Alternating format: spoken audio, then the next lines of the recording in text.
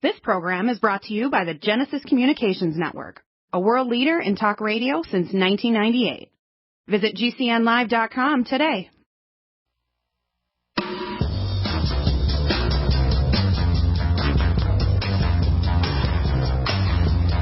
Welcome to the Stone Cold Truth here on the Genesis Communications Network. We're gathered here about 23 days, I guess, before the election. The most incredible slugfest that I have seen in American politics. And, you know, in politics, a day is a lifetime. It's amazing the pace at which events are moving. The other thing I've noticed in this particular election is that the news cycle is particularly quick. The Billy Bush tape of a week ago in which Donald Trump allegedly spoke about grabbing women's genitals, that seems like it was light years ago. We've had so many events since that time. At long last, the Trump campaign has finally begun to unearth and expose the Clintons' war on women. I think it was very significant at the debate when the Trump campaign produced Juanita Broaddrick, Kathleen Willey, Paula Jones, and interestingly enough, perhaps the most significant of them all, Kathy Shelton. If you saw any of the photos and you saw the look on Bill's face, it was a look of terror, and I think it should have been.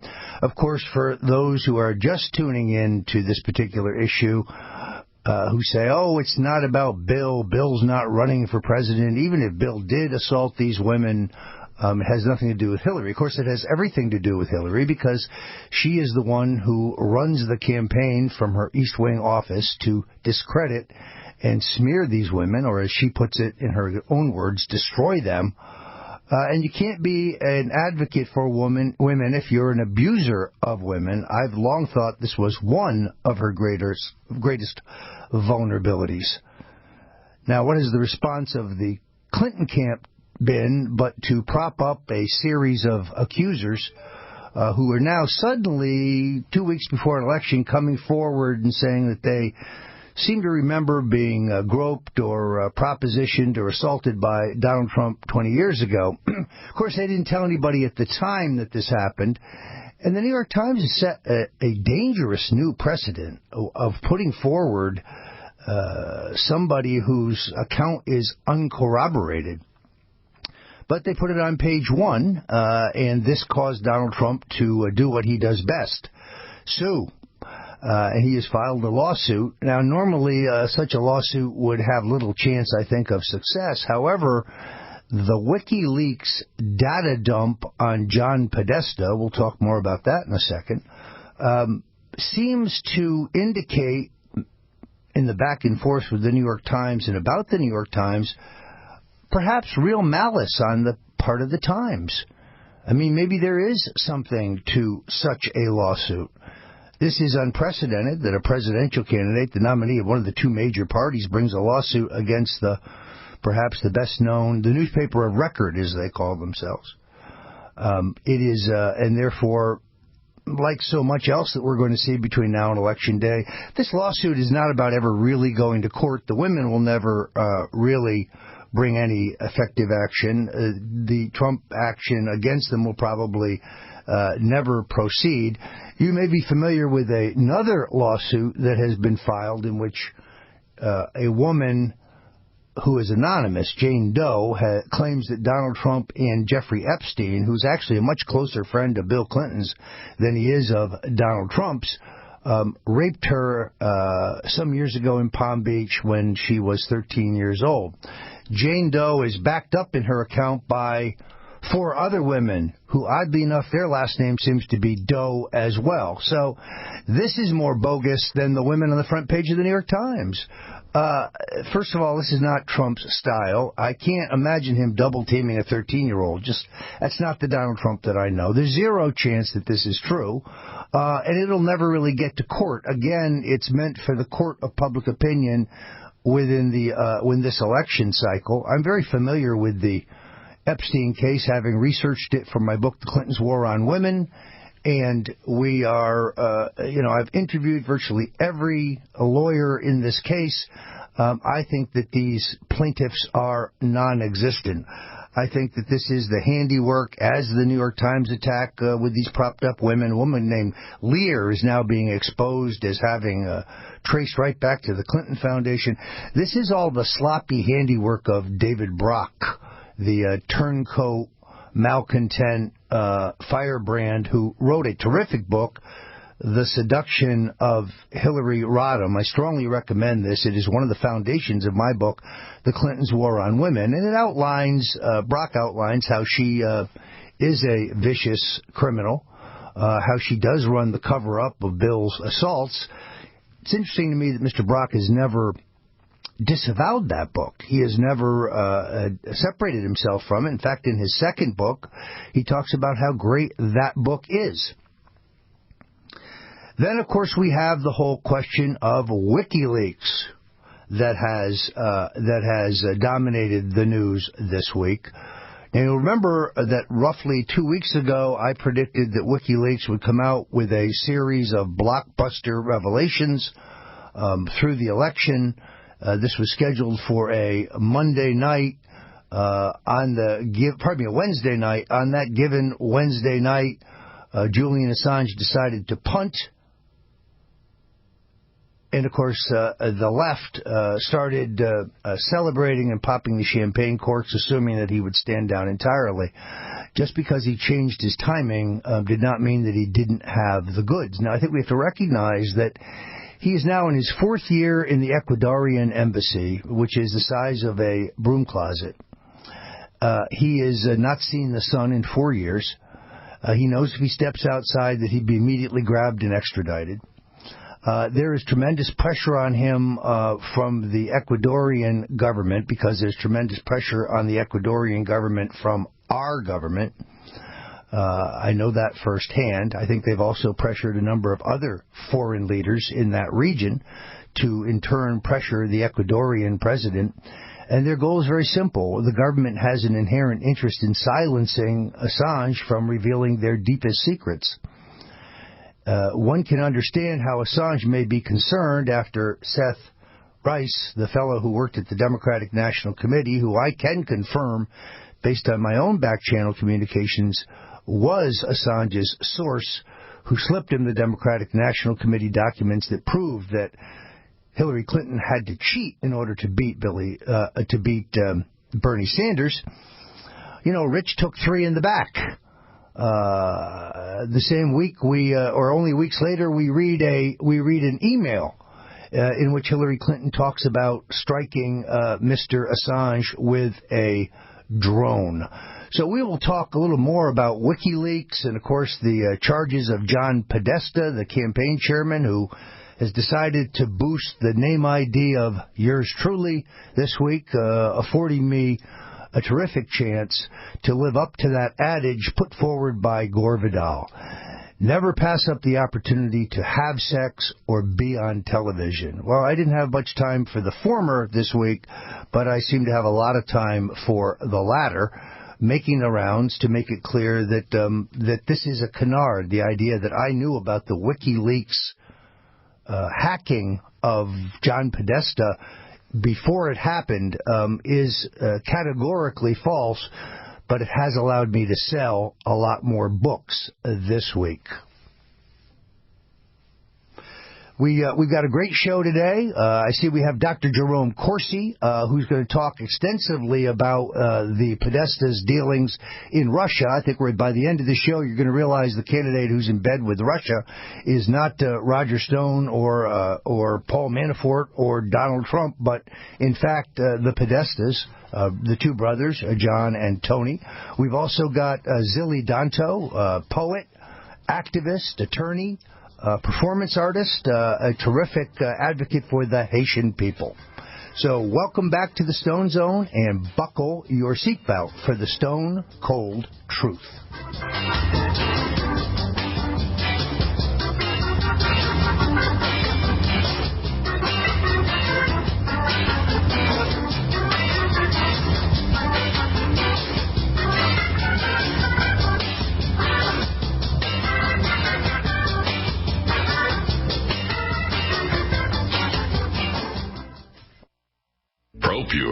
water filters, making water great again. Taste and feel the difference with state-of-the-art filter technology. Pro 1 G2.0 and Pro Max filters are independent lab-tested to NSF standards. Choose from Gravity, Countertop, Pitcher, Shower, and Inline filtration products. There's a ProPure for you. Buy risk-free today. Visit your authorized ProPure dealer for details or ProPureUSA.com. That's ProPureUSA.com. Roger Stone, New York Times best-selling author, brings you Nixon's Secrets. Nixon's Secrets shows how Hillary Clinton was fired from the 1974 Nixon impeachment committee staff for lying and violating Nixon's rights, and how Hillary tried unsuccessfully to block Nixon from the Clinton White House. No wonder Nixon, upon meeting Hillary for the first time, said, "She's cold. Cold as ice." Find out more at stonecoldtruth.com. In the New York Times best-selling book, The Man Who Killed Kennedy, The Case Against LBJ, Roger Stone has gathered documents and uses his first-hand knowledge to construct the ultimate book to prove that LBJ was not only involved in JFK's assassination, but he was in fact the mastermind. Find out how and much more in The Man Who Killed Kennedy, The Case Against LBJ. Get yours today at lbjkilledjfk.com. Paid non-attorney spokesperson Adam Pulaski of the Pulaski Law Firm with principal office in Houston, Texas is the attorney responsible for the content of this ad. This ad is not legal advice, and the choice of a lawyer should not be based solely upon advertisement. Services may not be available in all states. Attention Xarelto users. If you or a loved one took Xarelto and suffered a serious bleeding event, you may be entitled to financial compensation. Xarelto is a popular prescription blood thinner used to prevent blood clots and protect patients from strokes. These serious bleeding events have led to numerous cases of hospitalization and even death. Phone lines are open 24/7. Call 800-261-0937. That's 800-261-0937. Kiss your credit card debt goodbye. I'm Pharmacist Keith. Dr. Wallach, the Dead Doctors Don't Lie guy, and myself want to show you how to achieve financial peace, creating an extra income that will last for years to come by joining Dr. Wallach's crusade, spreading his message of better health. To learn more, visit radio.recordedvideo.com. That's radio.recordedvideo.com, radio.recordedvideo.com, or call 866-257-3105 for a recorded message.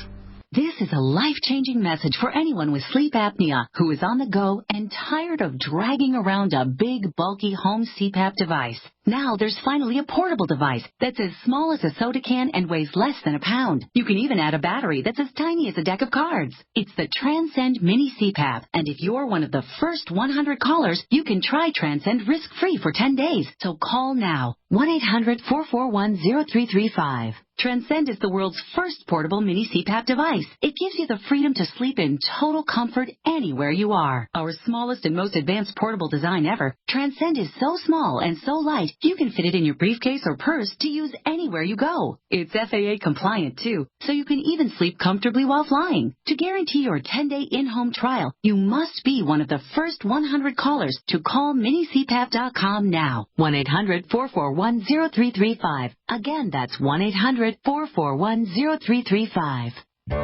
As a doctor, I see patients every day who are losing their vision to age-related macular degeneration, also known as AMD. If you have blurry vision or blind spots, they can be symptoms of AMD, and if untreated, could lead to blindness. The good news, AMD can be managed with effective clinically approved treatments that may reverse some vision loss. For free AMD information, contact the Foundation Fighting Blindness at 1-800-BLINDNESS. That's 1-800-BLINDNESS. There is a cure in sight.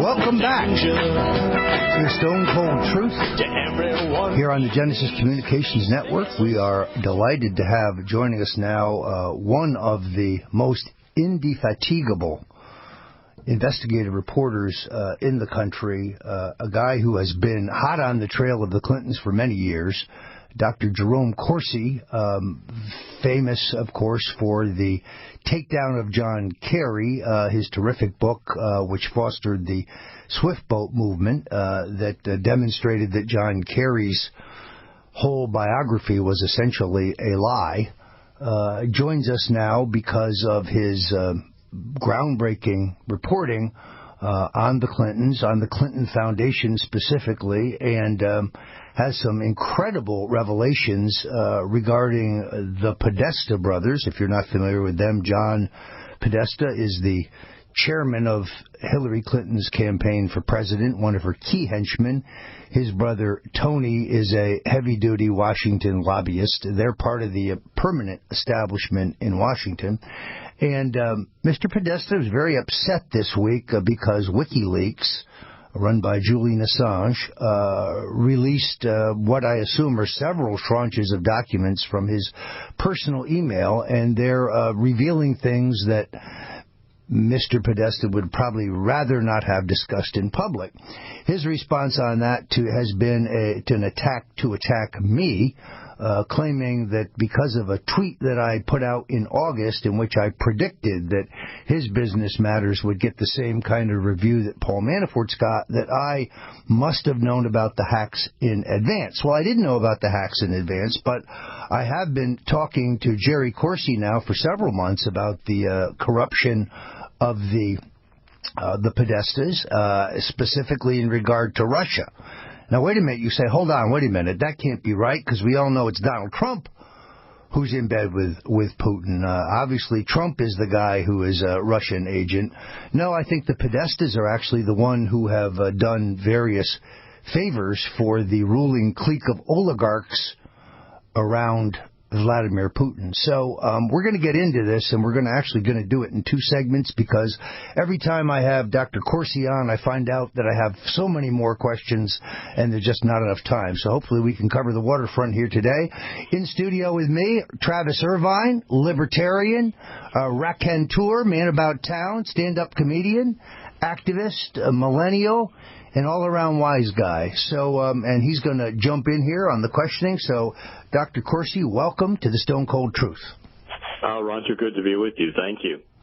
So you had a blockbuster story yesterday. I had a story shortly thereafter you, in the same vein, but working slightly different sides of the street. I only wish I could write as quickly and as well as you do, but walk us through why the Podestas are now scrambling to cover their derriere.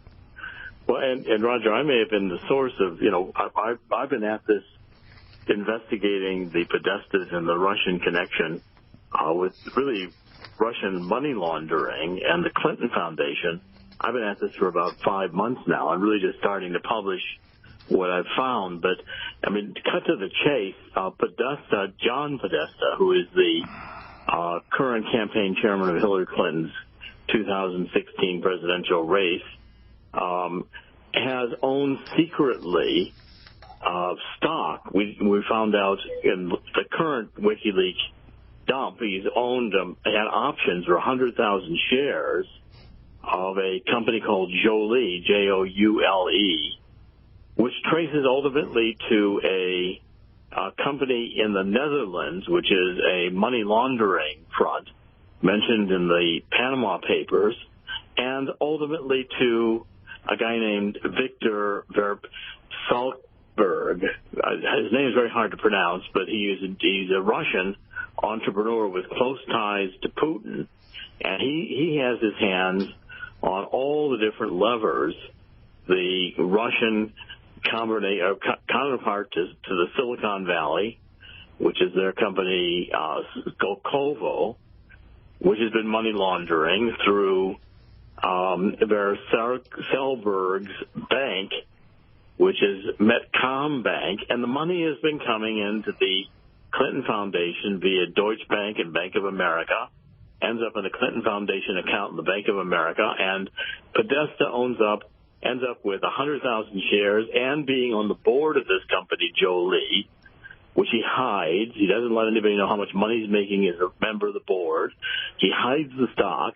In fact, transfers the stock over to a company in Utah, which is at some bogus address. I called up the guy who registered the stock. It was registered to his home apartment. The whole thing is I think, a stock violation of high magnitude, and clearly indicates that the Podestas and Clinton Foundation may have been playing the Johnny Chang game which in this whole reset with Russia, selling U.S. military technology and then participating in all these offshore shell companies where Podesta ends up with stock, easily valued at 7 figures, and the Clinton Foundation is getting who knows how much money laundered into it from this bank, Metcom Bank in Russia, which is owned by this shady Russian guy who has his hands on all these different levers of the Silicon Valley counterpart in Russia and close ties to Putin and the Putin government. That's the bottom line, and it's a dirty story that has been withheld from the public until now my research and Roger, I'm pleased to see you following with some good articles as well, kind of deepening this trail. Well, Dr. Corsi, you have been on the forefront of this. I believe that Podesta has been involved in money laundering for the purposes of military technology transfer. We've got about 2 minutes left in this segment, but let's cover that, and then we'll come back on the other side and continue to track down the stone cold truth. What is your view? Well, I think you're right. I mean, several recent reports that have come out, have really FBI and even, the U.S. military intelligence saying that this Hillary Clinton reset transferred very valuable U.S. military technology to Russia. And that was the whole idea of creating this Russian Silicon Valley. Well, the Russian mafia moved right into the middle of it, started wiring money through this bank, Metcom Bank, that was both banking the Russian Silicon Valley and passing money through Deutsche Bank into the United States to the Clinton Foundation. And Podesta ends up with all this stock and a seat on a board of a company tied into this, this network of companies that is in the Russian money laundering scheme. And we've got all the documentation. The trails are a little bit intricate to sort out and follow because money laundering is meant to be difficult to follow. But when you follow all the strings back, they end up at Podesta and the Clinton Foundation, U.S. technology transfer, and Hillary Clinton at the middle of it. All right. Well, we're going to come back to this on the other side. Stay right where you are. Back with Dr. Jerry Corsi and the goods on the Clintons here on the Stone Cold Truth.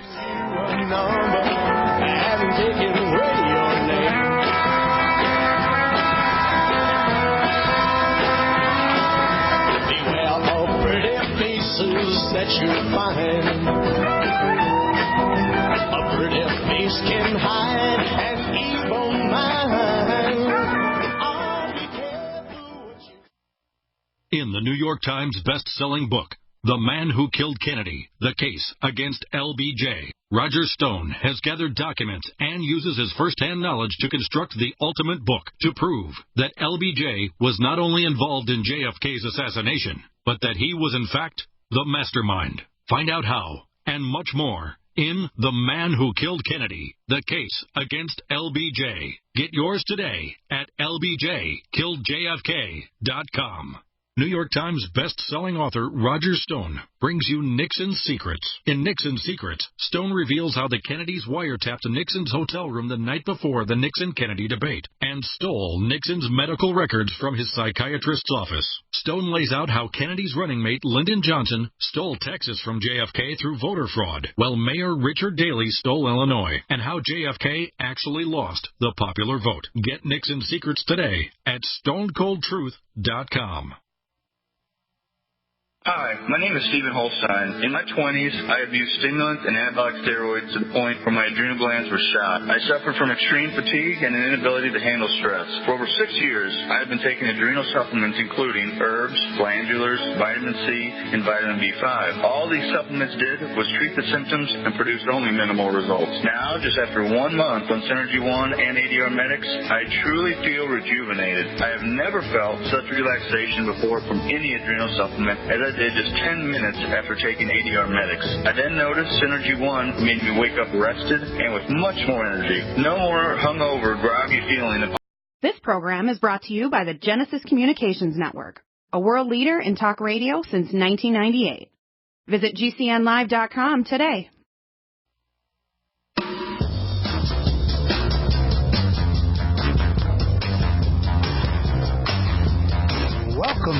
stone cold truth here on the Genesis Communications Network.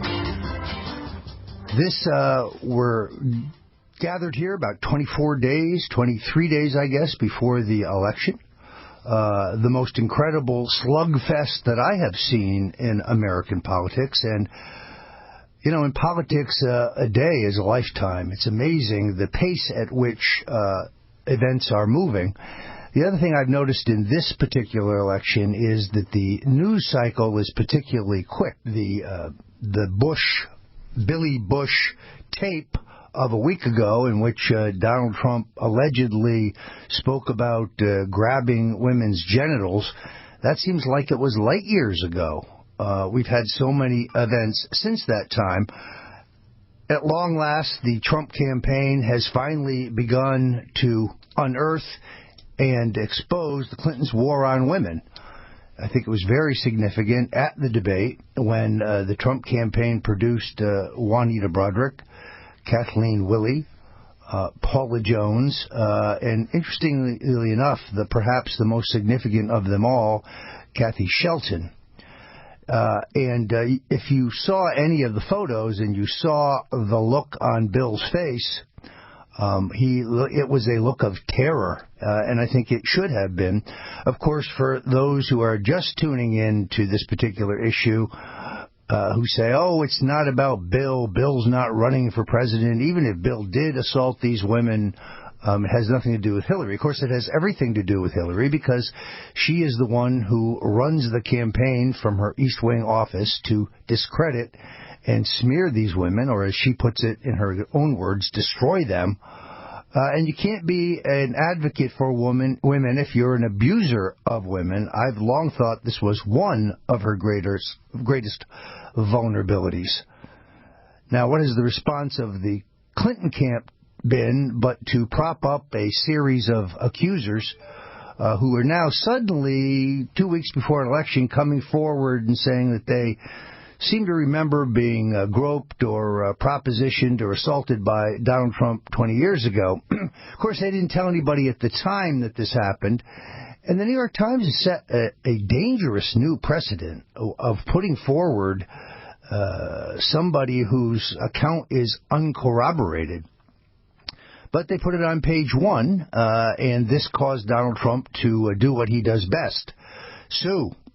And he has filed a lawsuit. Now, normally, such a lawsuit would have little chance, I think, of success. However, the WikiLeaks data dump on John Podesta, we'll talk more about that in a second, seems to indicate in the back and forth with the New York Times and about the New York Times, perhaps real malice on the part of the Times. I mean, maybe there is something to such a lawsuit. This is unprecedented that a presidential candidate, the nominee of one of the two major parties, brings a lawsuit against perhaps the best known, the newspaper of record, as they call themselves. It is, and therefore, like so much else that we're going to see between now and Election Day, this lawsuit is not about ever really going to court. The women will never really bring any effective action. The Trump action against them will probably never proceed. You may be familiar with another lawsuit that has been filed in which a woman who is anonymous, Jane Doe, claims that Donald Trump and Jeffrey Epstein, who's actually a much closer friend of Bill Clinton's than he is of Donald Trump's, raped her some years ago in Palm Beach when she was 13 years old. Jane Doe is backed up in her account by 4 other women who, oddly enough, their last name seems to be Doe as well. So this is more bogus than the women on the front page of the New York Times. First of all, this is not Trump's style. I can't imagine him double-teaming a 13-year-old.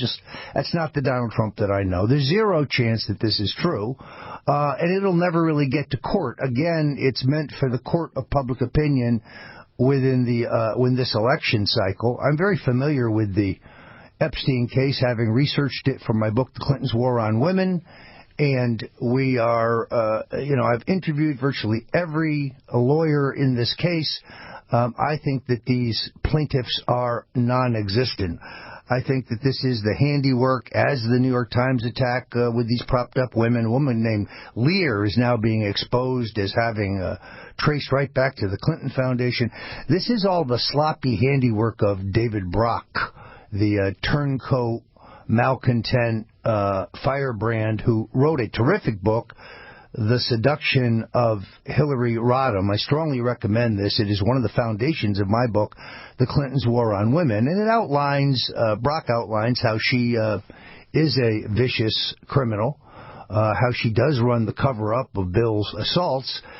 It's interesting to me that Mr. Brock has never disavowed that book. He has never separated himself from it. In fact, in his second book, he talks about how great that book is.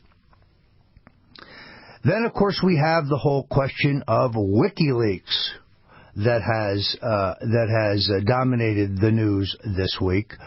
Now, you'll remember that roughly 2 weeks ago, I predicted that WikiLeaks would come out with a series of blockbuster revelations through the election. This was scheduled for a Monday night a Wednesday night. On that given Wednesday night, Julian Assange decided to punt. And, of course, the left started celebrating and popping the champagne corks, assuming that he would stand down entirely. Just because he changed his timing did not mean that he didn't have the goods. Now, I think we have to recognize that he is now in his fourth year in the Ecuadorian embassy, which is the size of a broom closet. He has not seen the sun in 4 years. He knows if he steps outside that he'd be immediately grabbed and extradited. There is tremendous pressure on him from the Ecuadorian government, because there's tremendous pressure on the Ecuadorian government from our government. I know that firsthand. I think they've also pressured a number of other foreign leaders in that region to, in turn, pressure the Ecuadorian president. And their goal is very simple. The government has an inherent interest in silencing Assange from revealing their deepest secrets. One can understand how Assange may be concerned after Seth Rice, the fellow who worked at the Democratic National Committee, who I can confirm, based on my own back-channel communications, was Assange's source, who slipped him the Democratic National Committee documents that proved that Hillary Clinton had to cheat in order to beat Bernie Sanders. You know, Rich took 3 in the back. The same week, or only weeks later, we read an email in which Hillary Clinton talks about striking Mr. Assange with a drone. So we will talk a little more about WikiLeaks and, of course, the charges of John Podesta, the campaign chairman, who has decided to boost the name ID of yours truly this week, affording me a terrific chance to live up to that adage put forward by Gore Vidal. Never pass up the opportunity to have sex or be on television. Well, I didn't have much time for the former this week, but I seem to have a lot of time for the latter, making the rounds to make it clear that that this is a canard. The idea that I knew about the WikiLeaks hacking of John Podesta before it happened is categorically false, but it has allowed me to sell a lot more books this week.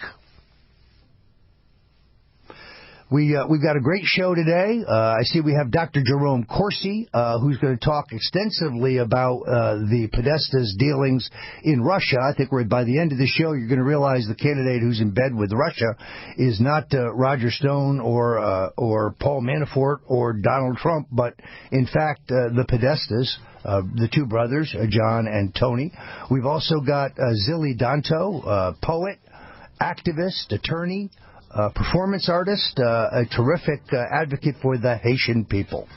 So welcome back to the Stone Zone, and buckle your seatbelt for the stone cold truth.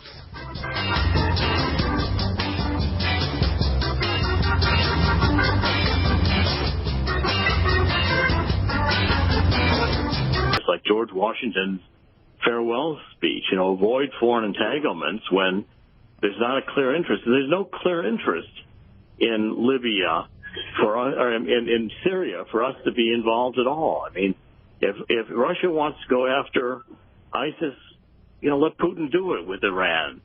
Same as when Saddam Hussein went after, Iran in the 1980s. Who cares? I mean, it's not going to affect the United States. They're all probably, in the final analysis, enemies of the United States. If they, debilitate each other, let's sit in the sidelines. We don't have to be involved in every war or every conflict, and it's foolish, I think, for America to think that we have the wisdom and the strength of the Treasury to be able to be involved in all these foreign wars. We ought to sit some of them out. I think libertarians would agree with that. Now, Dr. Corsi, you've lived through a number of presidential elections. You've seen them come and go. You've known, I think, 3 or 4 American presidents. Have you ever seen anything like this race that we're seeing unfold before us? And what's your prediction? Well, I think it's similar. I mean, it has similarities to other elections, like, for instance, the 1980 Ronald Reagan election against Jimmy Carter. Few people realized that it wasn't until the last week, like October 25th around, that period in this comparable cycle, that Reagan pulled ahead. And, it was the same. Nobody really liked Carter. Nobody really likes Clinton. I can't find anybody who likes Clinton. She'd be incompetent, messed everything up, probably sick, old, doesn't appeal to any particular group. My prediction is that the American people are going to finally see it. I think Donald Trump's going to win. All right. It's going to take there we are. Landslide. All right. Well, we're going to have to leave it there. Jerry Corsi, many thanks for joining us here on The Stone Cold Truth.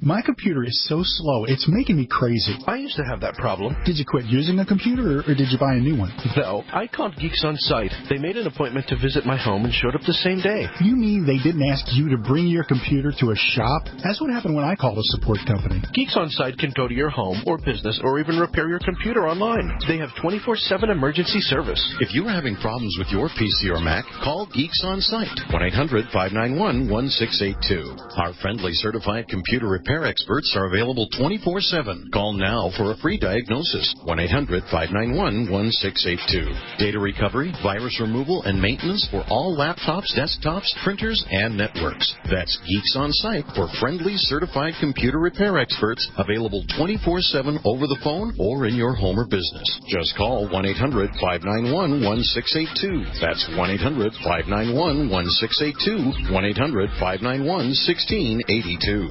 Is negative content or comments on the web affecting your personal or professional reputation? Unfavorable comments, embarrassing pictures, videos, legal documents, and negative articles can ruin your personal life, your career, or your business. It happens a lot, and it's just not fair. But what can you do? ReputationDefender.com can help protect your good name. Get a free consultation now. Call 800-831-0771. That's 800-831-0771. Call right now for a free expert reputation analysis. It's easy to squash the unfair attacks with our patented system, and the analysis is absolutely free. Make the best things about you jump out in searches. Protect your personal and professional reputation, your business, and your income. Get your free reputation analysis from ReputationDefender.com right now. Call 800-831-0771. 800-831-0771. That's 800-831-0771. Or visit ReputationDefender.com today. Looking for that edge during those intimate moments? We see many ads for enhancement, but the side effects include death. At GCN Team, we should change the Healthy Body, Brain, and Heart Pack to the Healthy Libido Pack. The brain and heart are not the only organs that require a healthy vascular system. For proper blood flow at the right moment, go to GCNteam.com or call 877-878-4203. That's 877-878-4203. That's 877-878-4203. Hello, I'm Mike Lindell, the inventor of MyPillow, and like all of you out there, I had problems sleeping. Pillows would go flat, I would flip-flop all night long, I would wake up with a sore neck, maybe a headache, or feel like I needed a nap even though I slept 8 hours. When I invented MyPillow, I wanted it to where you can move the patented fill to give you the exact support you need as an individual, regardless of sleep position. MyPillow will get you into that deep REM sleep faster, and you will stay there longer. It's not about how much time we spend in bed, it's about how much of that quality sleep we get. I do all of my own manufacturing right here in the United States. I have a 10-year warranty. You can wash and dry my pillow, and I give you a 60-day money-back guarantee, so you have nothing to lose. And here's my best offer ever. You can buy one of my pillows and get one absolutely free. Go to mypillow.com or call 800-870-0305 and use promo code GCN. That's mypillow.com or 800-870-0305 with promo code GCN. In these uncertain times, it makes sense to have a sustainable backup method to cook food and boil water. If your current plan includes using a fuel-burning stove or cooking over an open fire, then there's a much better way. The Minuteman Rocket Stove is a biomass-burning cooking stove that only requires small quantities of sticks and twigs for fuel. The Minuteman Stove is easy to use, smokeless, portable, powerful, and sustainable. For the finest in survival cooking stoves and fire starters made right here in the USA, go to MinutemanStove.com. That's MinutemanStove.com.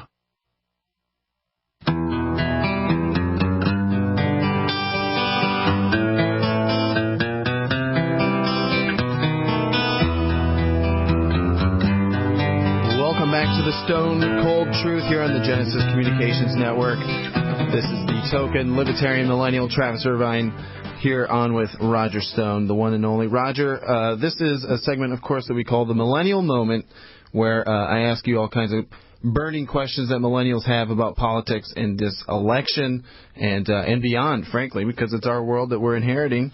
And, sometimes we don't know what the hell we're doing. So I want to follow up on some of the things you talked about. This WikiLeaks stuff is obviously huge. Whistleblowers in millennials' eyes, from Bradley Manning, now Chelsea Manning, of course, Julian Assange. Edward Snowden is a millennial.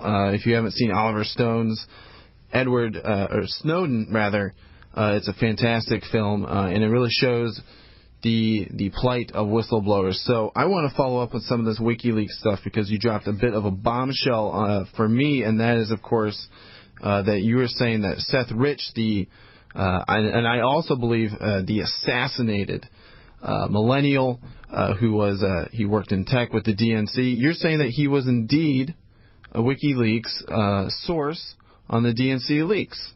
Well, I really think in a certain sense that Julian Assange announced that himself when he posted a $20,000 reward for the apprehension of Rich's killer. My own sources confirm that he was, in fact, the source of those documents, and if you read the documents, you see why he leaked them. Hillary Clinton had to bend the rules and had to cheat in order to beat an 80-plus-year-old socialist who wasn't even a Democrat a year ago. He's technically 74. Whatever. He's annoying. He's immensely annoying. Well, but millennials do love him. Yeah. Well, I think because they love the idea of free stuff. Of course, nobody's really explained to them that it isn't really free. It just appears to be free. Oh, they'll pay for it, I assure you, at a certain point.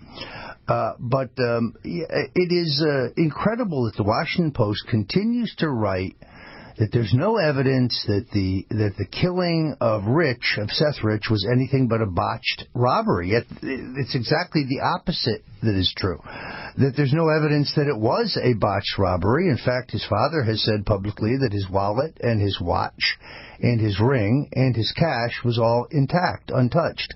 So this was a political assassination. He was a man who knew too much. There's two other untimely deaths in connection with the Democratic National Committee and the entire convention operation. But when you raise that and say, isn't this coincidental that all three of these people who had information detrimental to Hillary Clinton would die suddenly under suspicious circumstances, that's when they call you a conspiracy theorist. Now, that's not a compliment, generally speaking. I myself am a conspiriologist. It's a new term that I have coined to try to explain to people that it means that I re-examine things and I just don't take what the government or big media tells me to be the case without examining them myself and trying to determine whether perhaps the government or big media are lying. And the truth is they lie more than they tell the truth. So this is perhaps yet another notch in the trail of dead bodies that seems to follow the Clintons around. And it is fascinating stuff because you're right. It lives in the world of conspiracy until you have a thing like WikiLeaks prove it. Bernie Sanders millennials who loved Bernie, they essentially felt like the cards were stacked against them, that the media wasn't giving Bernie fair play, that the DNC wasn't giving Bernie a fair shake. You had problems with data and things like that. And now WikiLeaks has confirmed everything. So that's what ends up happening, is that WikiLeaks steps in and it is now confirming everything that the conspiriologists, as you're saying, have known for some time, that the media is in bed with the Clinton campaign. They're essentially, as Donald Trump said, an extension of the Clinton campaign. That's infuriating to millennials. And I think the general sense is, again, what do we do? I mean, the DNC can't exactly, they're not letting millennials take it over. Where do we turn? Do we turn to the Republican Party? Do we turn to the Libertarian Party? Do we turn to Green Party? Do we make up our own Millennial Party? What do you think is the best course of action for millennials who want to stay politically engaged after this election? In a perfect world, I'd like to see a third party succeed. I'd like to see a minor party become a major party. The problem, of course, is that the laws on ballot access and everything else pertaining to our politics were written by Republicans and Democrats working together. Right. Nowhere has this been demonstrated more than the fact that the two major presidential candidates on the ballot in enough states to theoretically reach 270 electoral votes are not in these debates. It continues to be outrageous. This is an area where I really think Donald Trump missed the boat. He should have insisted that they be in the debates, just out of elementary fairness. Who says it's 15% in 3 polls? Who made that rule up? The chairman of the Democratic and Republican National Committee when they were having lunch? And who picks the polls? The whole thing is patently absurd. It's a protection racket is what it is, and they're protecting the current order, which has brought the country to its knees. That said, the Republican Party will be up for grabs after this. We have to see if Trump is elected. Of course, he will remake the party in his own image, as every Republican president has done. Lincoln, McKinley, Theodore Roosevelt, certainly, Eisenhower, Nixon, Reagan. So you would presume that Trump would do that, remake the party as kind of a middle-class party again, a white middle-class party that hopefully can do some effective research. When Trump goes off on the Central Park Five or stop and frisk, he just loses me. And I think he is losing a historic opportunity among African-American voters. Talking to the guys in South Carolina who are running the Trump campaign, some very capable friends down there, they were making very serious progress among African Americans. I think that a lot of African American voters are ready to get off the plantation. They figured out that what you've got here is they're bribed for their votes by the welfare state. Yet there's no economic growth. The schools are terrible. There's no upward mobility. There's no opportunity for them. No wonder they turn to drugs and killing each other. It is an issue that hasn't gotten enough discussion in this campaign. The economic policies of Obama and the Clintons, when they were in power, did not leave the kind of progress in our inner cities that we should have had. Trump focuses on gun violence, but he doesn't get to the source of the gun violence, which is hopelessness. Right. It's just despair. If you think you're going to be dead by age 30, you might as well join a gang and start doing drugs. And that plight spreads to millennials as well, and that's why they feel so hopeless. And you know what the real shame about this is, Roger, is that a lot of millennials are just going to do what they usually do and not vote. So you mentioned the debates. I agree 100% with you. Trump should have been out front before the first debate saying, let the other candidates debate, the other candidates who are on enough states' ballots to reach 270 votes. That being said, I do think Trump's performance in this last debate was phenomenal, only because perhaps after the first debate the bar was set a little lower, but I thought he knocked it out of the park. What has he got to do in this third and final debate to really bury the hatchet? Well, obviously he needs to bury it in the back of her head, rhetorically. He's best on offense. She put him on offense in the first debate. I don't know why he felt he needed to talk about Miss Venezuela, but he did. He was on offense in this debate. It's I think historically the first time that she's ever been directly confronted with her crimes. That was a chilling moment. The look on Hillary's face. Right. Busted. Right. When the women were there in the room. And the beads of sweat are starting to come out on her upper lip, and she's searching desperately in her pockets for the Parkinson's disease medicine. Right, that she's the lozenge or whatever she's going to do. You know, so it was you could see the terror in her eyes because she is up against a very tough guy, and he's not afraid to throw any haymaker. Right. So, look, Trump's got to stay on offense and continue to play rope-a-dope with her. He cannot get on defense. She's going to try to raise these phony victims and get him off on an attack on them. I would not take the bait. I'd brush by it.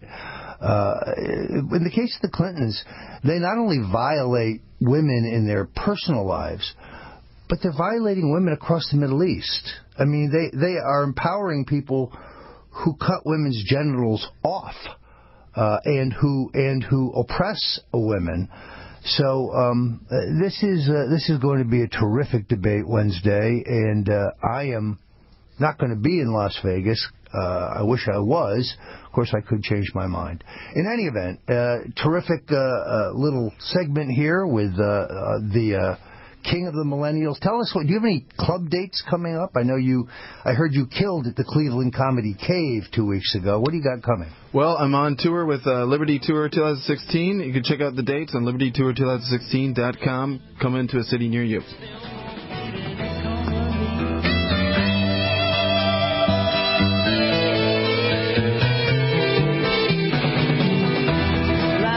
New York Times best-selling author Roger Stone brings you Nixon's Secrets. In Nixon's Secrets, Stone reveals how the Kennedys wiretapped Nixon's hotel room the night before the Nixon-Kennedy debate and stole Nixon's medical records from his psychiatrist's office. Stone lays out how Kennedy's running mate, Lyndon Johnson, stole Texas from JFK through voter fraud, while Mayor Richard Daley stole Illinois, and how JFK actually lost the popular vote. Get Nixon's Secrets today at StoneColdTruth.com. Roger Stone, New York Times best-selling author, brings you Nixon's Secrets. Nixon's Secrets shows how Hillary Clinton was fired from the 1974 Nixon Impeachment Committee staff for lying and violating Nixon's rights, and how Hillary tried unsuccessfully to block Nixon from the Clinton White House. No wonder Nixon, upon meeting Hillary for the first time, said, "She's cold, cold as ice." Find out more at StoneColdTruth.com. We use mobile devices right against our bodies every day, but growing scientific evidence has emerged showing serious health risks associated with exposure to EMF radiation emitted from these devices. The solution is Defender Shield, the most effective mobile radiation shielding ever developed. Defender Shield blocks virtually 100% of EMF radiation from cell phones, tablets, and laptops, and starts at just $64.99. Buy now at DefenderShield.com. For 10% off, use promo code GCN. DefenderShield.com, the worldwide leader in mobile radiation shielding.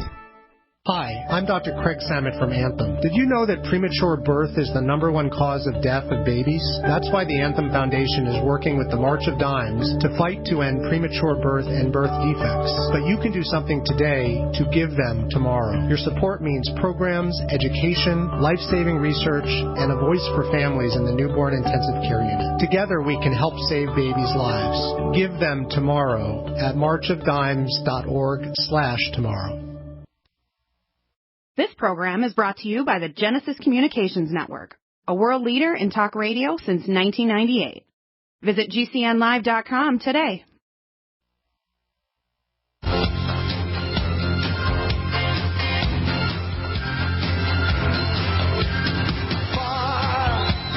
are in the Stone Zone here at the Stone Cold Truth. A couple weeks ago, we had this lady on the air. The response was amazing. We got a lot of great feedback on it, and therefore I wanted to have her back because I really didn't think that I thought we barely scratched the surface. Ezili Danto is an attorney. She is a great advocate for the Haitian people, activist, poet, playwright, kind of a Renaissance woman. We had a great brief discussion, but it was all too short. So, Ezili, welcome back to the Stone Cold Truth. Thank you, Roger. Thank you for having me again, and I say hello to all your listeners. Great.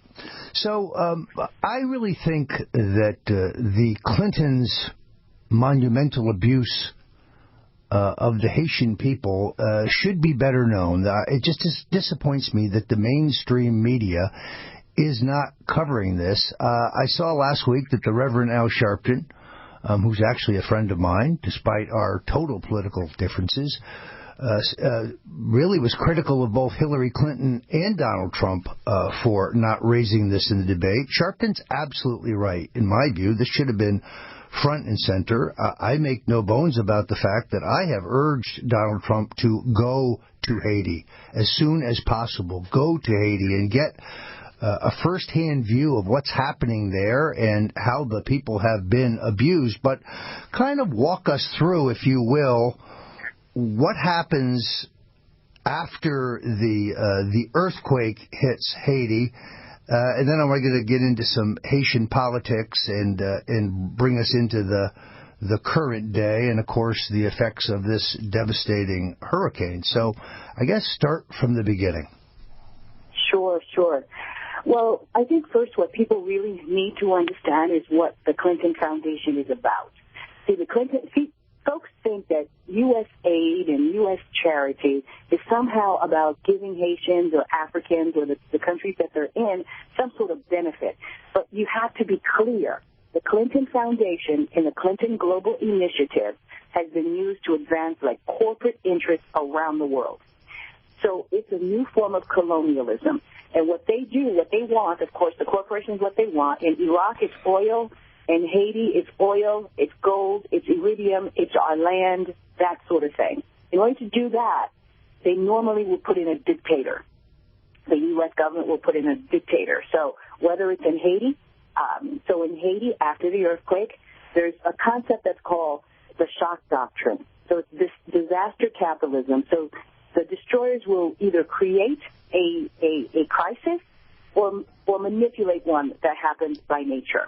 So with respect to the earthquake, while Haitians were destroyed, and I mean the area of this was the worst, they say, natural disaster in modern history. So in terms of the damage and the human life lost in 2010, 316,000 people died in 33 seconds, and then you had most of the houses falling down. Everything we knew as young children walking around in particular areas in Haiti was just gone in that amount of time. So it's just a shock to a human system.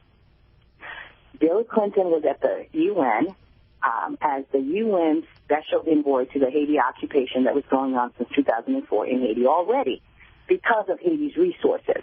But the occupation by the UN troops in Haiti is never mentioned. The media, as you all know, dealing with what's happening with Donald Trump, the media is controlled, lock, stock, and barrel by the Clintonites, the neocons. I mean, right now, the Clintonites are so good at it, so good at doing what they need to do.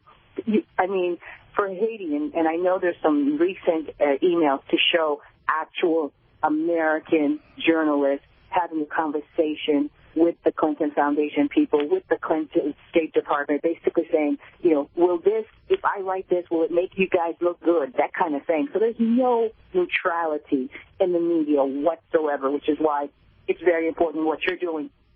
So essentially what's happening is that when the earthquake happened, there's an email out there where Hillary Clinton and her various mafia people are saying, we're going to keep the criticism low. Now, remember, I've been around for a long time since 1994 when I came in as President Aristide's lawyer. And it was Bill Clinton and his ambassador actually that kicked us out of Haiti because we came in as lawyers to try to institutionalize the rule of law. This program is brought to you by the Genesis Communications Network, a world leader in talk radio since 1998. Visit GCNlive.com today.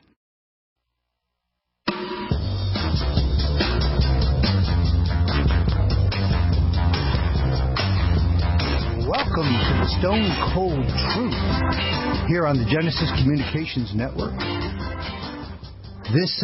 We're gathered here about 23 days, I guess, before the election. The most incredible slugfest that I have seen in American politics. And, you know, in politics, a day is a lifetime. It's amazing the pace at which events are moving. The other thing I've noticed in this particular election is that the news cycle is particularly quick. The Billy Bush tape of a week ago in which Donald Trump allegedly spoke about grabbing women's genitals, that seems like it was light years ago. We've had so many events since that time. At long last, the Trump campaign has finally begun to unearth and expose the Clintons' war on women. I think it was very significant at the debate when the Trump campaign produced Juanita Broaddrick, Kathleen Willey, Paula Jones, and interestingly enough, perhaps the most significant of them all, Kathy Shelton. And if you saw any of the photos and you saw the look on Bill's face, it was a look of terror, and I think it should have been. Of course, for those who are just tuning in to this particular issue, who say, oh, it's not about Bill, Bill's not running for president, even if Bill did assault these women, it has nothing to do with Hillary. Of course, it has everything to do with Hillary because she is the one who runs the campaign from her East Wing office to discredit and smear these women, or as she puts it in her own words, destroy them.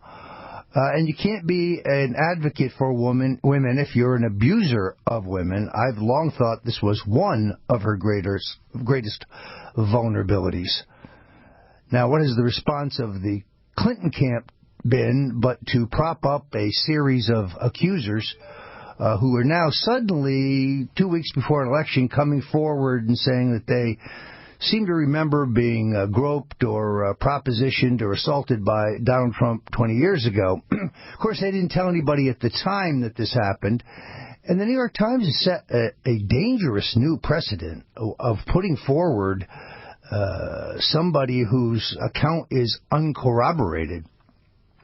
But they put it on page one, and this caused Donald Trump to do what he does best, sue. And he has filed a lawsuit. Now, normally, such a lawsuit would have little chance, I think, of success. However, the WikiLeaks data dump on John Podesta, we'll talk more about that in a second, seems to indicate in the back and forth with the New York Times and about the New York Times, perhaps real malice on the part of the Times. I mean, maybe there is something to such a lawsuit. This program is brought to you by the Genesis Communications Network, a world leader in talk radio since 1998. Visit GCNlive.com today.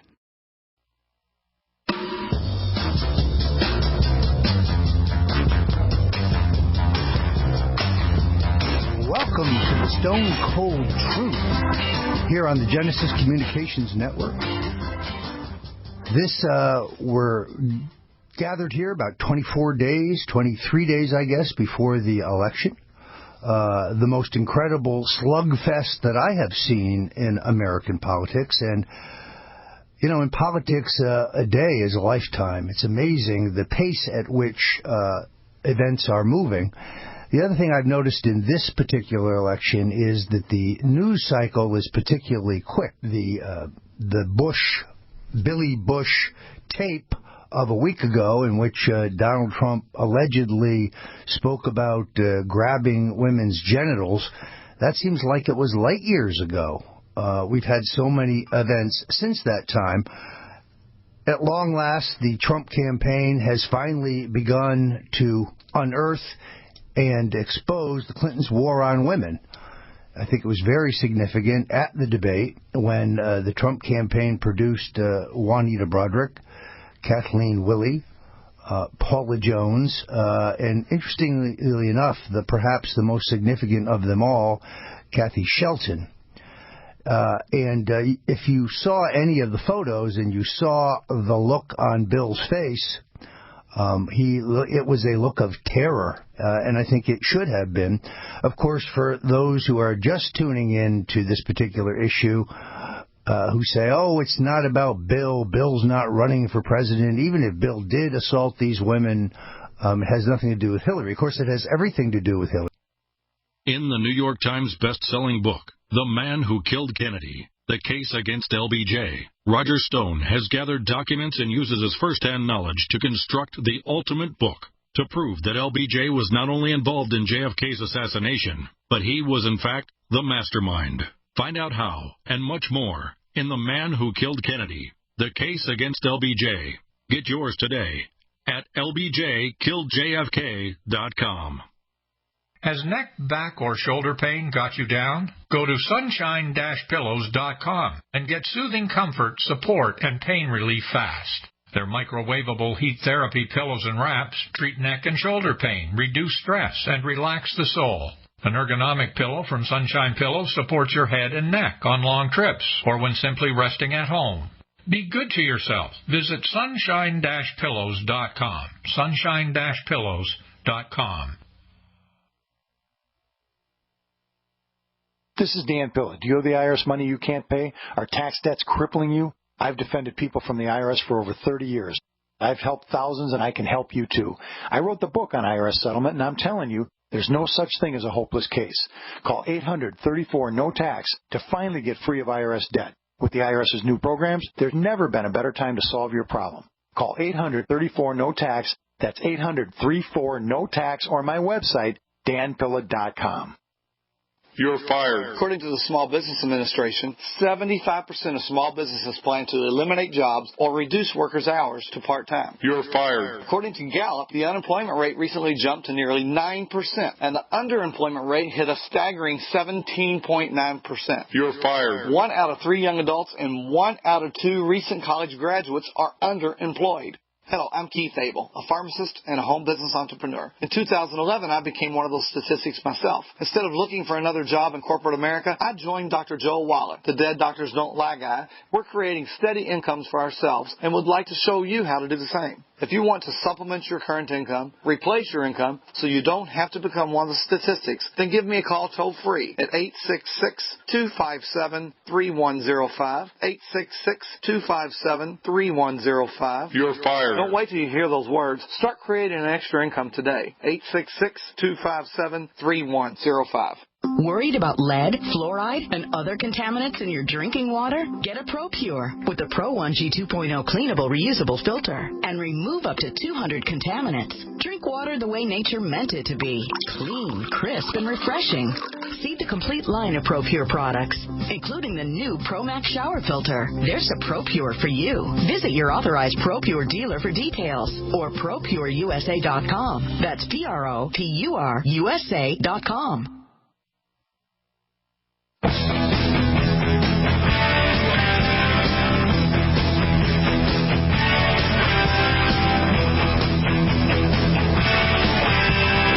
Welcome back.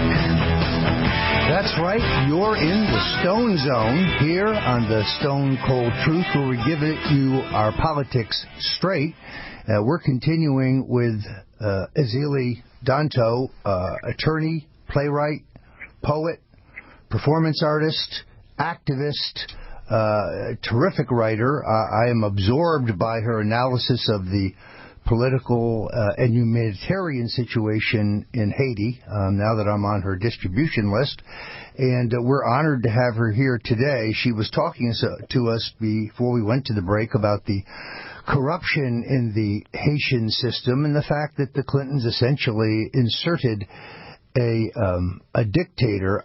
I have read somewhere that the allegations that the government may, in fact, have been running a child sex ring or something of that kind. I mean, this guy is a very, very bad guy from everything I can see.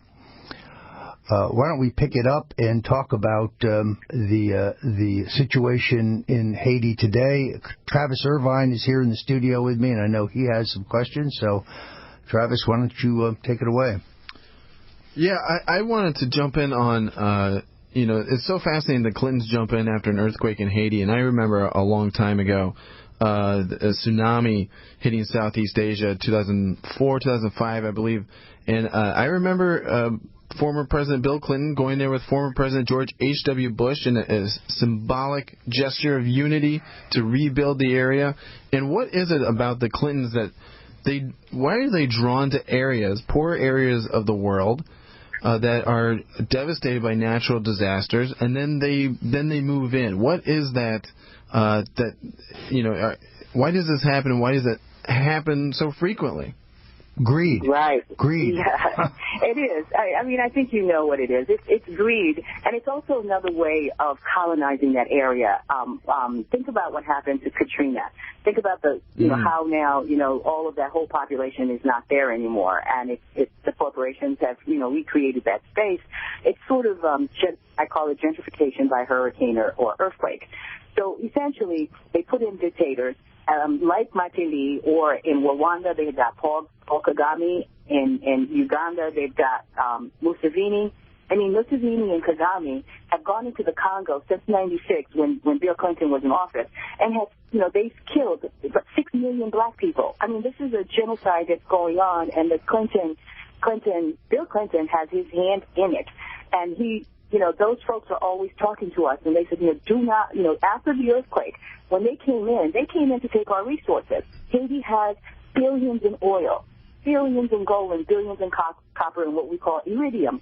So essentially what they do is they create a coup d'etat, or a way of taking out your government, and then the crisis, they come in as heroes. They bring in the UN in Haiti as the so-called peacekeepers. Now, we just have this Matthews hurricane. Have you seen the UN anywhere helping the people? The UN has been in Haiti since 2004.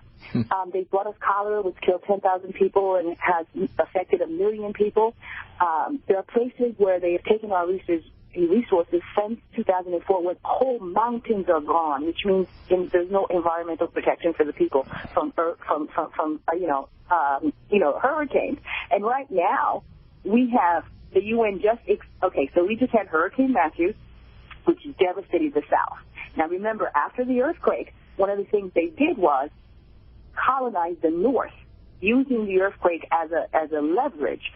They built Calico, an industrial park in the North. They built a new university in the North, and they built something called the Panamex port in the North so that they can export our stuff out. Now remember, there was no earthquake in the North, but they used that excuse, because the earthquake happened in central of Haiti in the capital, to build infrastructure for their extraction companies.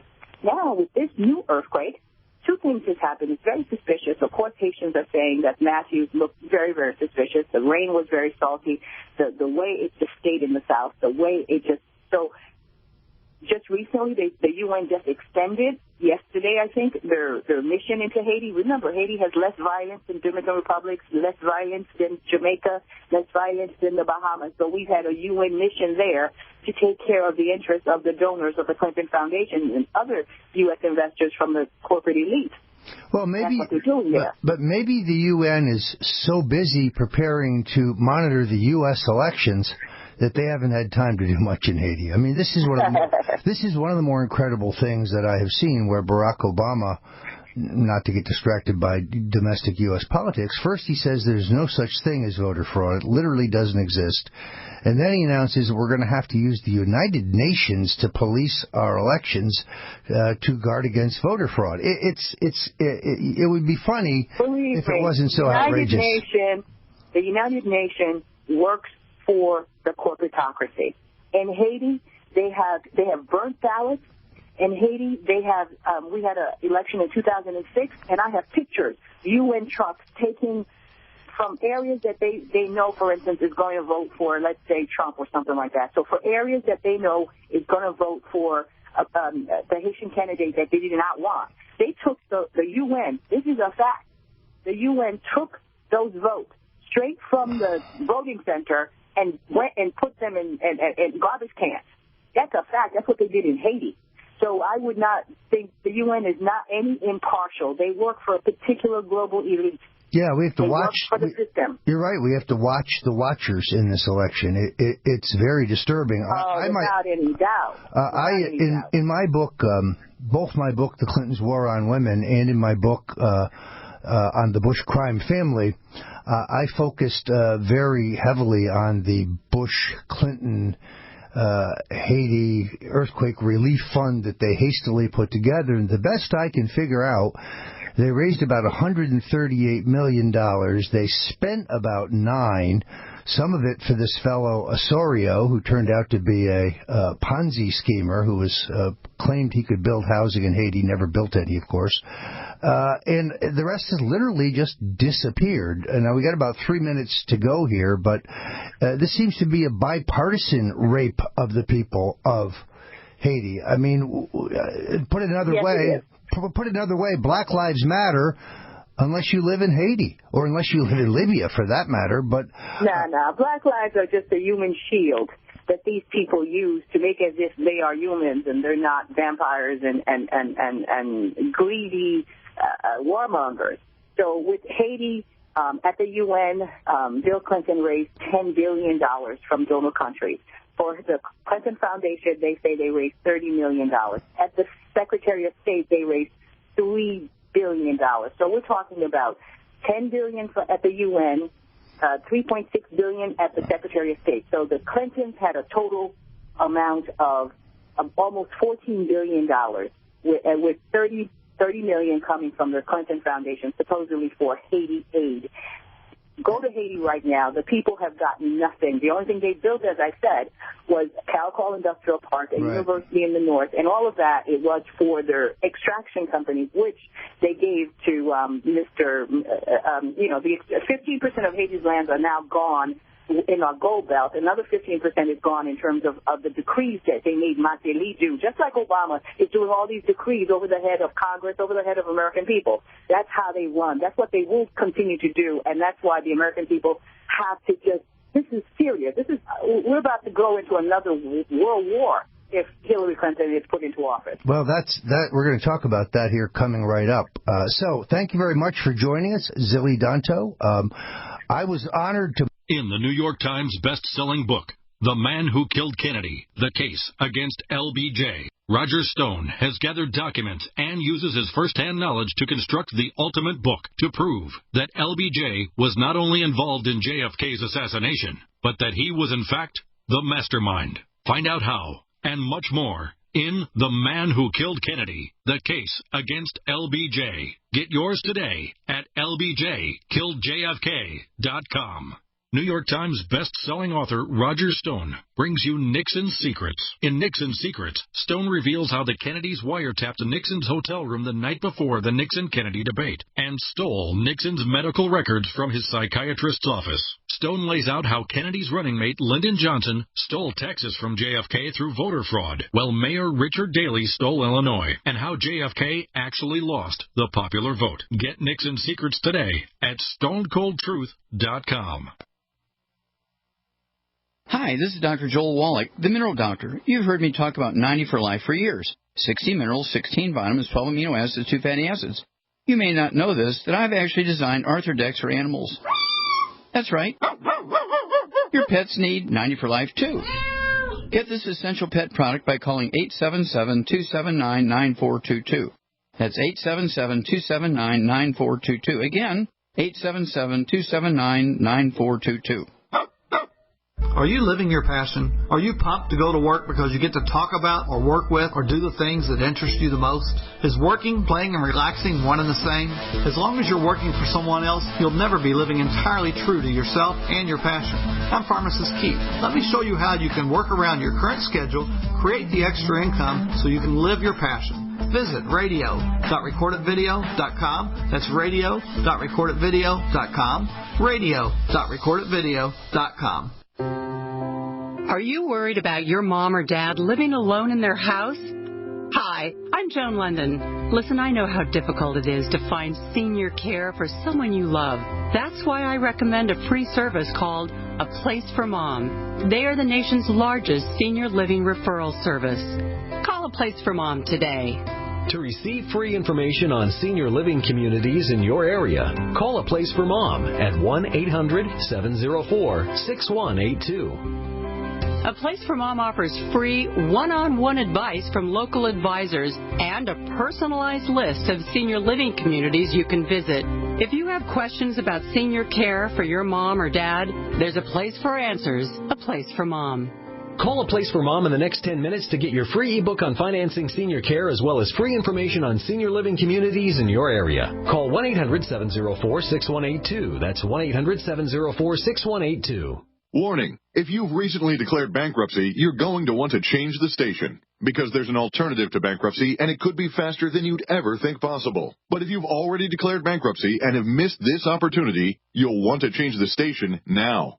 Here it is. Right now, the company that has resolved more credit card debt than anyone in the U.S. may be able to settle your debt, too. You could reduce your debt with one low monthly program payment. If you call right now and qualify, Freedom Debt Relief will show you how low your monthly program payment could be for free. Call now. 1-800-557-3965. That's 1-800-557-3965. If you're struggling with debt, this could be your answer. And the bigger your debt, the more money you could save. To find out for free how much of your hard-earned money Freedom Debt Relief could help you save, call now. 1-800-557-3965. 1-800-557-3965. 1-800-557-3965.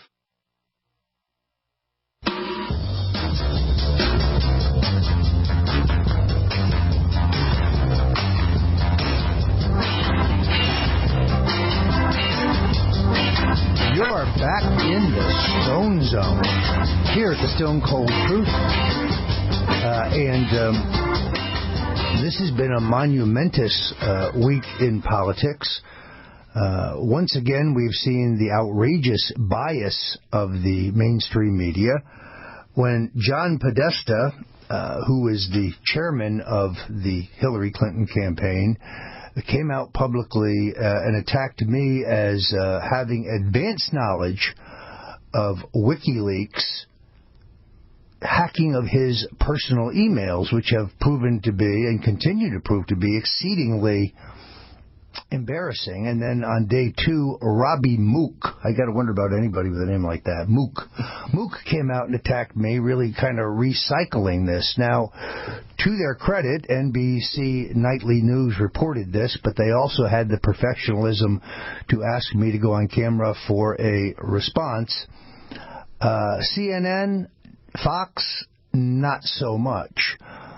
The coup d'etat is complete at Fox, folks. It's only a matter of time before Sean Hannity and Judge Andrew Napolitano and one of my real favorites, Judge Jeanine Pirro, who I've known back to her days as a crusading prosecutor in Westchester County. It's only a matter of time, in my opinion, before they're gone. We actually caught Britt Hume this week using word for word, verbatim, the talking points provided by Media Matters for America, the pro-rape, rape deniers front group that is funded by the Nazi war criminal George Soros to advocate for the election of Hillary Clinton, but more precisely to smear and discredit anybody who has the gumption to stand up and speak against the Clintons. So, because I think these things are important, let me categorically deny that I had any idea that WikiLeaks was going to hack Mr. Podesta's email. I have been very forthright about the fact that I have an informal back channel, and therefore I have some general sense of what WikiLeaks has and is going to do. I have no specific sense. The truth is, I think they have everything, meaning all of the emails that Huma Abedin and Cheryl Mills, the twin henchwomen for Hillary Clinton thought they discarded. Now, that's an enormous amount of material, but Julian Assange, who I regard as a hero, as a whistleblower, and he does not work for the Russians. This is another false narrative put forward by the Clintons.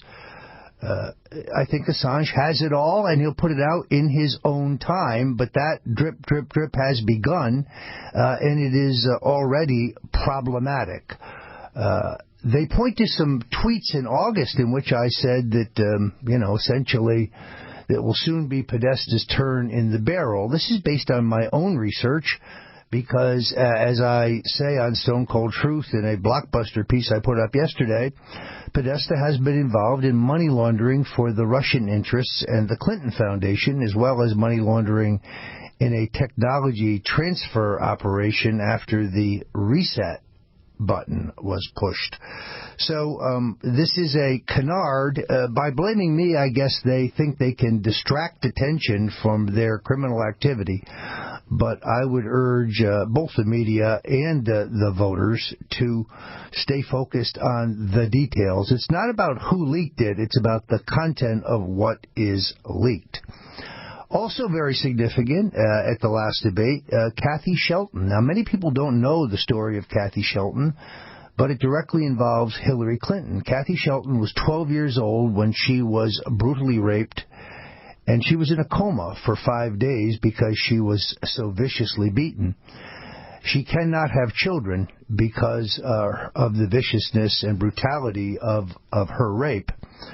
And as a favor to the judge in her case, Hillary Rodham Clinton stepped in as the defense lawyer for the 41-year-old man who raped Kathy Shelton. Now, everybody is entitled to an attorney under our system, but attorneys are not entitled to smear and brutalize defendants, or in this case, victims, without foundation.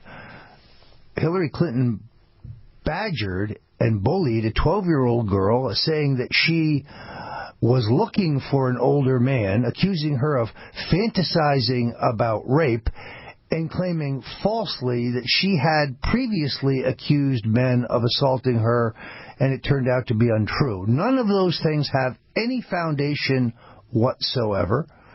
And then it was very convenient, the police records, the hospital records in this vicious roadside rape in Arkansas, why the records go missing.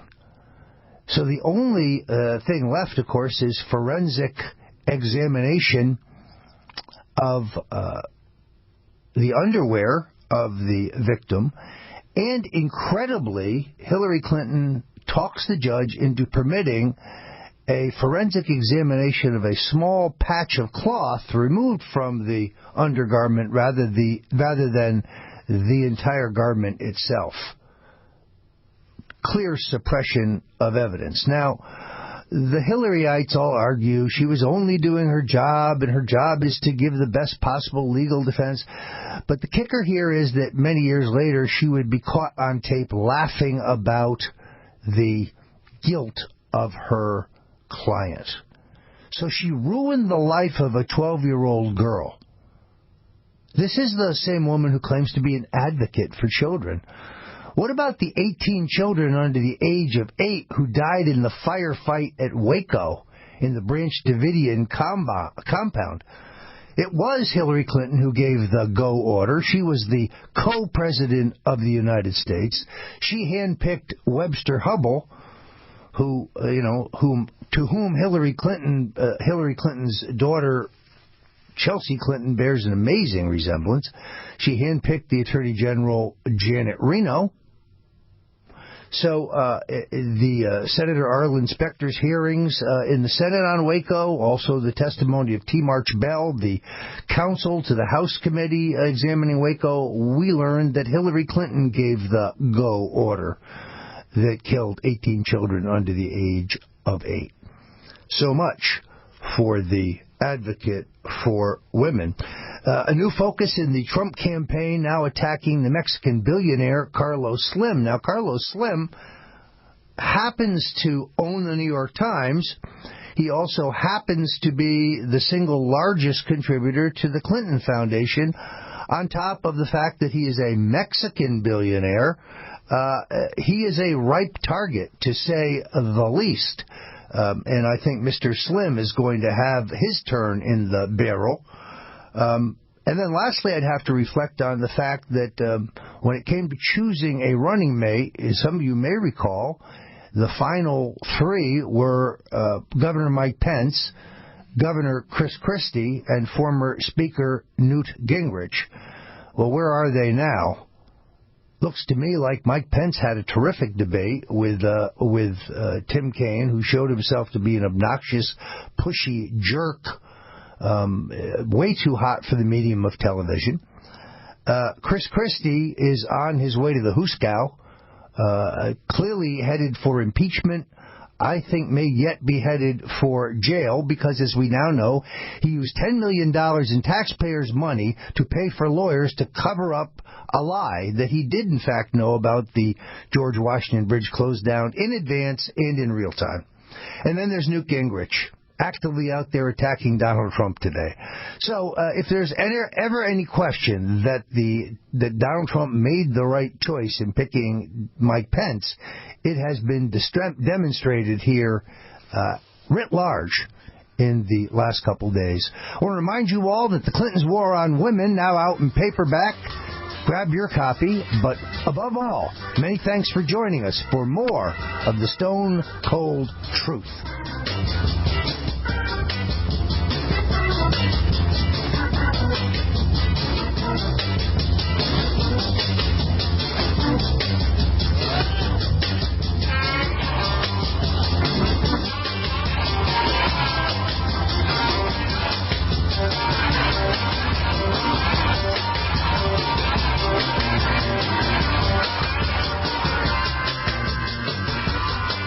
Hi, this is Ted Anderson. Investment Rarities, a 43-year-old company, has created the best silver offer ever. Get a U.S. Silver Eagle, Canadian Maple Leaf, Austrian Philharmonic, OPM Pierre Bar, and Silver Round. Have all 5 for $99 post-paid. You heard me right, 5 ounces of silver below cost.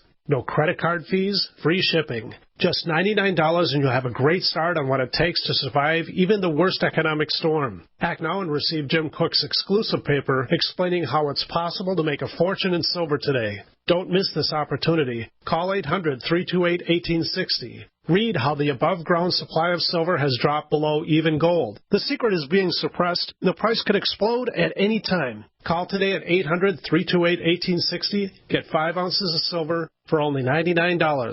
Find them on the web at investmentrarities.com or call 800-328-1860. Call now before it's too late. 800-328-1860.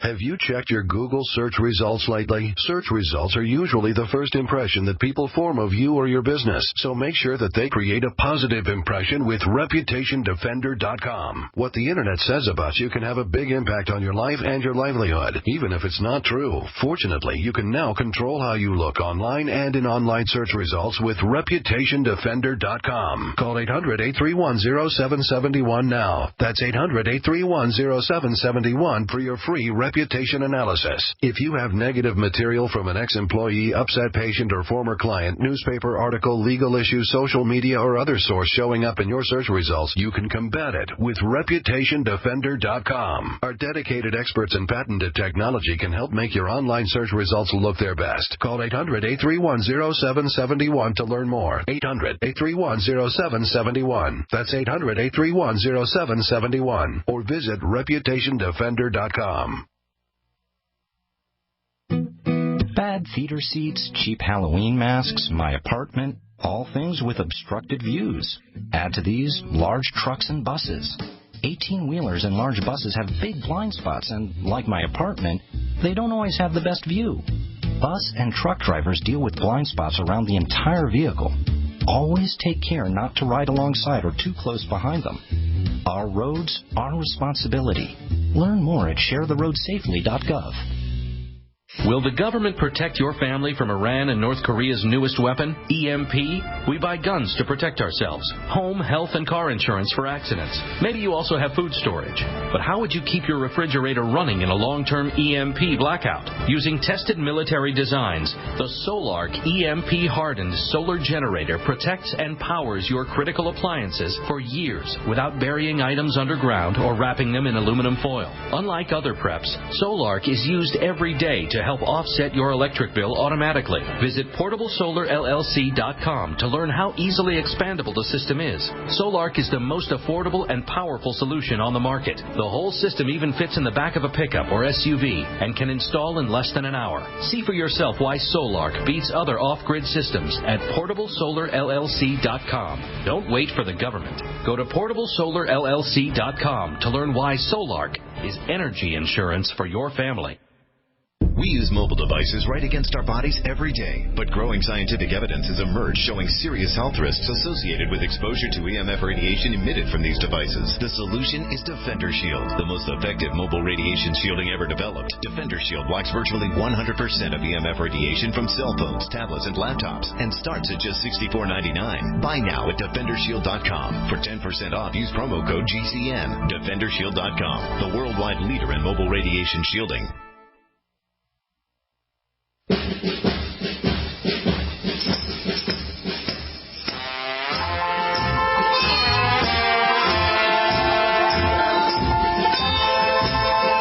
Welcome back to the Stone Cold Truth here on the Genesis Communications Network. This is Token Libertarian Millennial Travis Irvine here with Roger Stone for a segment we call Ask Roger. We have had a very heavy show, Roger, so we're going to go a little light. Bob Dylan, of course, just won a Nobel Prize. I understand you're quite the Bob Dylan fan. What's your favorite Bob Dylan song, Roger? Well, I think Blood on the Tracks is probably my favorite album. Dylan has so many incarnations. He continually reinvents himself. I liked the, kind of his first incarnation, Bob Dylan folk singer. And it really was what caused me to go back and examine his influences. Prior to listening to Bob Dylan, I didn't know who Woody Guthrie was. I didn't know who Cisco Houston was. I didn't know who Leadbelly, the legendary Leadbelly, was. Leadbelly, one of my all-time favorites, played a 12-string steel guitar, blues singer, somebody who literally had been a slave, had spent time in Louisiana State Penitentiary because he murdered a man in a fight over a woman, and really gives you the fundamental bedrock roots of American blues. If you look at anything, say, written by the Stones or the Beatles and so on, you ask them about their influences, they all name, Howlin' Wolf, they all name Chuck Berry, they all name Leadbelly as influences. I would not have known about any of that but for Dylan. Unlike others, I didn't freak out when he went electric at the Newport Folk Festival. Right. I liked him in every incarnation. I even liked him when he finds Jesus, Gotta Serve Somebody, and I like his most recent work. So he is very deserving of this nomination for a prize in literature, of all things. Now, I also understand that Bob Dylan is not that great in concert right now. Obviously, he used to be able to do his thing. I had a friend compare a recent Bob Dylan concert that he saw to like watching an old man try to karaoke Bob Dylan. So Bob Dylan's obviously a genius, maybe not as great live now, but what's the best concert that you have ever been to? Millennials love concerts. A lot of your fans love concerts. What's the best concert that you've ever been to in your lifetime? I would have to say Sinatra in the kind of the same period of his life. In other words, I saw Sinatra in concert at a time that, frankly, he shouldn't have been doing concerts, most likely, because his voice had really given out, and he was very puffy looking and so on. But it didn't matter because he was still Sinatra, and right. And the spark, the electricity was still there. And I had seen him at Reagan's inauguration and he had gotten very upset.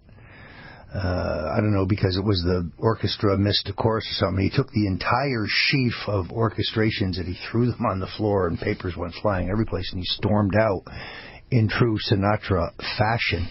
I also, in 1965, at Staples High School in Westport, Westport, Connecticut, I saw they were then called the Young Rascals, later to be called the Rascals. Oh, absolutely. People got to be free. And they blew me away. They had an entire series of pop hits in that period. Good Lovin', probably their best known. Ain't Gonna Eat Out My Heart Anymore. These guys made a lot of music. Recognize you're only talking about a guitarist, a drummer, and an organ player. Felix Cavalieri played the organ, played a big Hammond organ, so he's playing the bass pedals with his feet. So I guess that counts as your fourth instrument. They were terrific. They then later would go into this jazz period, and I liked them then too. So that would be among the greatest. I've seen the Stones in concert, I think, 5 times. They really continue to rock. It's amazing. I mean, they're older than I am, and I'm older than dirt. This was kind of, when I was growing up, this was a reaction to the Beatles being too well scrubbed and too kind of clean. And, those are the kind of boys your parents wanted you to bring home. And the Stones were the kind of boys that girls' parents did not want them to bring home. They were scruffier and considered to be more dirty. But more importantly, they were covering all these R&B classics, Chuck Berry, Howlin' Wolf, and so on. And I like the covers. I like that 65, 66 period of the Stones before they go psychedelic. Right. Now, you mentioned Lead Belly staying in a Louisiana prison. You're headed to Louisiana here this coming weekend for a conference, hopefully not to go to prison, obviously. So why don't you go ahead and plug that? But also, I'd love to know, what are your favorite culture aspects of New Orleans? It's such an amazing cultural city. We were talking before the show. What do you like to eat? What do you like to drink down there? What kind of music you like to see? And, of course, talk about the conference as well.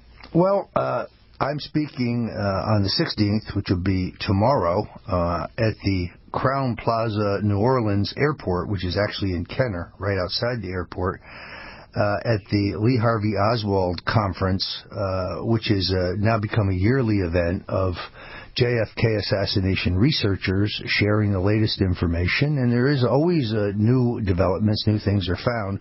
But this is a group of people who are convinced, as I am, that Oswald was indeed a patsy.